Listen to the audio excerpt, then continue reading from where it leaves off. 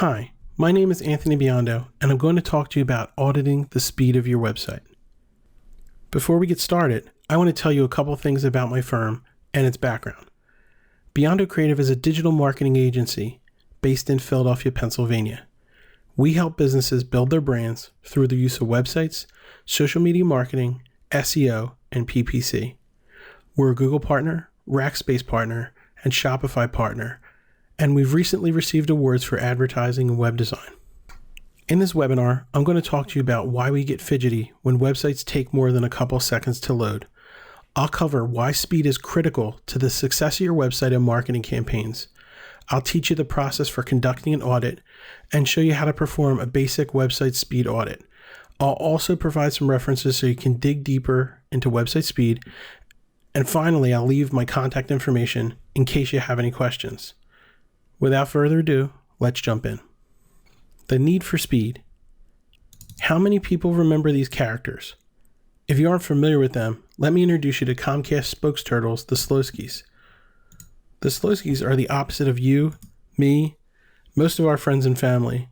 They love everything slow, and they don't want to get rid of their DSL connections and don't see why things should be any faster. Comcast uses this extreme example because they know that many of us would have a meltdown if our Netflix starts buffering on a Friday night. So we know that we like websites that are fast, but why is speed so critical when building a website? Speed is critical for a number of reasons. Attention spans are getting shorter.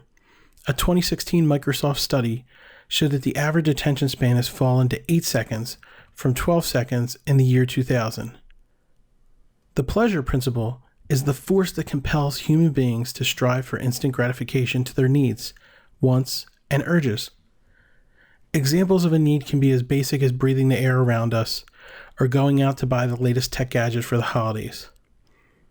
When we don't fulfill our need for instant gratification, our psychological response is anxiety or tension.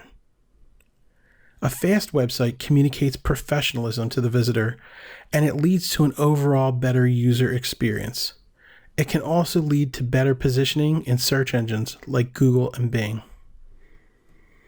Finally, great website speed can lead to higher conversion rates. As sites get slower, the rate that people abandon your website is exponential. So how do you know if the speed of your website is good or bad? You conduct an audit. Here I've outlined the basic process for completing a speed audit. In the process, we start with baselining the performance of our website. I'm going to demonstrate how to baseline the speed of your website after this slide. Next, you document all of the issues on your website and the speed measurements. You make corrections to the code or configuration to remediate the issues, and you retest the performance of your site. You keep following this circle around until you achieve your desired performance. There are free tools on the web that you can use to baseline your performance. A couple worth checking out are Google PageSpeed, YSlow, and GTmetrix. Now, I'm going to show you how to baseline the speed of your website. Go to gtmetrix.com. From this site, you can test any website and learn about their performance. Enter your website address and click Analyze. You'll get a visual preview of the website and be redirected to a page that provides a detailed look at your website performance.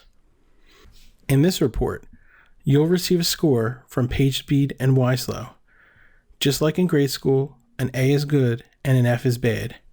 You'll want to strive for an A, but realize that you may not always be able to achieve an A, and each of these service differs.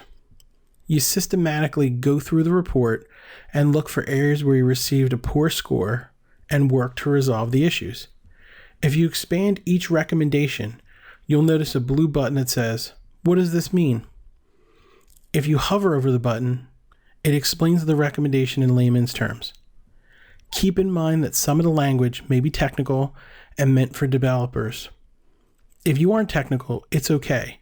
You can always share this report with your developer to make the improvements. If you want to learn more about these terms, you can always drop them in Google and search.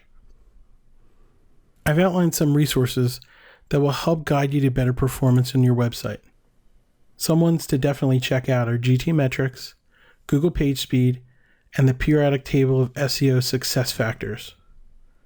I've also included some blogs from Moz and Kissmetrics.